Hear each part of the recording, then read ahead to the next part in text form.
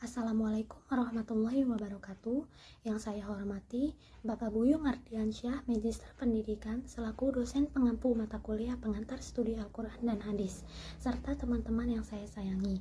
Izinkanlah saya, Rini Melasari, sebagai pemateri 1 dan rekan saya, Yiyin Oktaviani, sebagai pemateri 2 untuk menyampaikan hasil diskusi kami mengenai materi yang berjudul Penghimpun Al-Quran. Baik, untuk mempersingkat waktu, saya sebagai pemateri 1 akan menjelaskan mengenai penghimpunan Al-Quran atau jam'u Al-Quran. Kata al-jam'u berasal dari kata jama'a, yajma'u jam'an, yang berarti pengumpulan atau penghimpunan. Sedangkan makna Al-Quran menurut bahasa, kata Al-Quran adalah bentuk masdar dari qoro'a, yang berarti membaca, baik membaca dengan melihat tulisan ataupun secara menghafal. Jadi jam'u Quran berarti upaya mengumpulkan Al-Quran yang berserakan untuk diteliti dan diselidiki. Sebagian besar literatur yang membahas tentang ilmu-ilmu Al-Quran menjelaskan bahwa jam'u Al-Quran meliputi proses penyampaian, pencatatan, pengumpulan, dan kodifikasi hingga menjadi mushaf Al-Quran. Jadi, dapat diambil kesimpulan bahwa yang dimaksud dengan jam'u Al-Quran adalah usaha penghimpunan atau pemeliharaan Al-Quran yang meliputi penghafalan serta penulisan ayat-ayat serta surat-surat dalam Al-Quran. Selanjutnya mengenai perbedaan jam'u Al-Quran pada masa Abu Bakar dan Utsman. Pengumpulan mushaf oleh Abu Bakar berbeda dengan pengumpulan mushaf yang dilakukan oleh Utsman dalam motif dan caranya. Motif Abu Bakar adalah kekhawatiran beliau akan hilangnya Al-Quran karena banyaknya para hufat yang gugur dalam peperangan, yang banyak menelan korban dari para qori. Sedangkan motif Utsman untuk mengumpulkan Al-Quran adalah karena banyaknya perbedaan dalam cara-cara membaca Al-Quran yang disaksikannya sendiri di daerah-daerah dan mereka saling menyalahkan satu dengan lainnya. Pengumpulan Al-Quran yang dilakukan oleh Abu Bakar adalah memindahkan semua tulisan atau catatan Al-Quran yang semula bertebaran di kulit-kulit binatang, tulang belulang, pelepah kurma, kemudian dikumpulkan dalam satu mushaf dengan ayat-ayat dan surat-suratnya yang tersusun serta terbatas pada bacaan yang tidak dimasyhuk dan mencakup ketujuh huruf sebagaimana ketika Al-Quran itu diturunkan. Sedangkan pengumpulan yang dilakukan oleh Utsman adalah menyalitnya dalam satu huruf di antara ketujuh huruf itu untuk mempersatukan kaum muslimin dalam satu mushaf dan satu huruf yang mereka baca tanpa keenam huruf lainnya. Mungkin itu saja yang bisa saya sampaikan. Materi selanjutnya akan disampaikan oleh rekan saya, Yiyin Oktaviani. Terima kasih untuk pemateri 1 dan saya di sini akan melanjutkan mengenai pembahasan pembagian surat dan ayat yang ada dalam Al-Quran.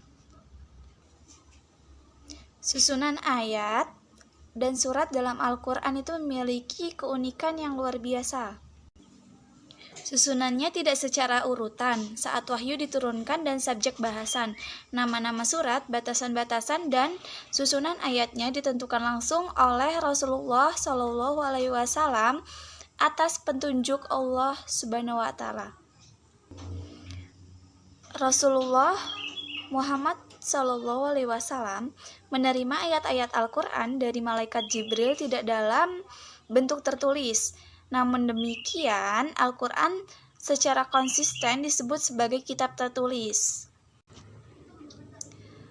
Surat dalam Al-Quran. Al-Quran memiliki 114 surat yang tidak sama panjang dan pendeknya. Surat terpendek adalah Quran Surah Al-Kautsar yang terdiri dari 3 ayat. Adapun surah terpanjang yaitu Quran Surah Al-Baqarah yang terdiri dari 286 ayat. Semua surat kecuali surat yang ke-9 yaitu Quran Surah At-Taubah dimulai dengan kalimat Bismillah atau Basmalah. Setiap surat memiliki satu nama dan ada pula yang memiliki lebih dari satu nama. Utsman bin Affan menjelaskan baik wahyu itu mencakup ayat panjang maupun satu ayat terpisah. Rasulullah selalu memanggil penulisnya dan berkata, letakkan ayat-ayat tersebut ke dalam surah. Seperti yang beliau sebut. Zaid bin Sabit menegaskan, kami akan kumpulkan Al-Quran di depan Rasulullah, menurut Utsman bin Abi al-As. Malaikat Jibril senantiasa menemui Rasulullah untuk memberi perintah akan penempatan ayat tertentu. Dapat dilihat dari segi panjang pendeknya, surat-surat dalam Al-Quran itu terbagi ke dalam 4 kategori. Yang pertama, As-Sab'ul At-Tawil atau 7 surat yang panjang, yaitu Quran Surah Al-Baqarah, Quran Surah Al-Imrah, Quran Surah Al-An'am, Quran Surah Al-A'raf, dan Quran Surah At-Taubah. Selanjutnya, yang kedua itu Al-Mi'in atau surat-surat yang memiliki lebih dari 100 ayat, yaitu Quran Surah Al-Hud, Quran Surah Yusuf, Quran Surah An-Nahl, Quran Surah Al-Kahfi, dan sebagainya. Dan yang ketiga Al-Matsani, yaitu surat-surat yang jumlah ayat kurang dari 100. Seperti Quran Surah Anfal, Quran Surah Al-Hijr, dan surat-surat lainnya. Selanjutnya itu ada Al-Mufassal, yaitu surat-surat pendek, misalnya surat yang terdapat dalam juz 28, 29, dan 30. Selanjutnya kita akan membahas ayat dalam Al-Quran. Penempatan ayat di dalam surah Al-Quran merupakan taufiki dari Rasulullah SAW.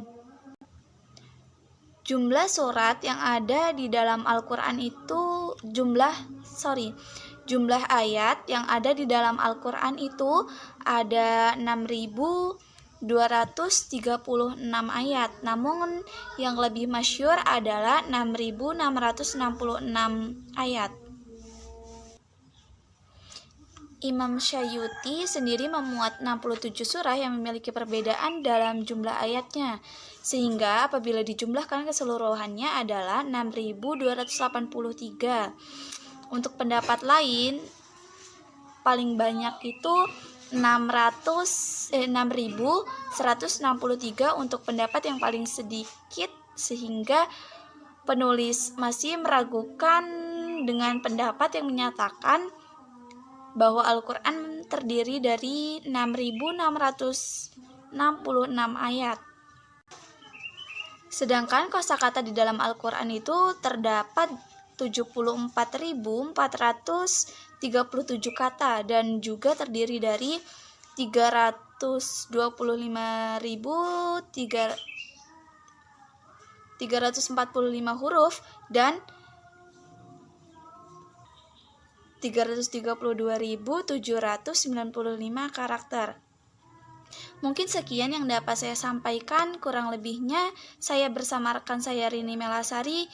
Terdapat kesalahan, saya mohon maaf. Terima kasih. Wassalamualaikum warahmatullahi wabarakatuh.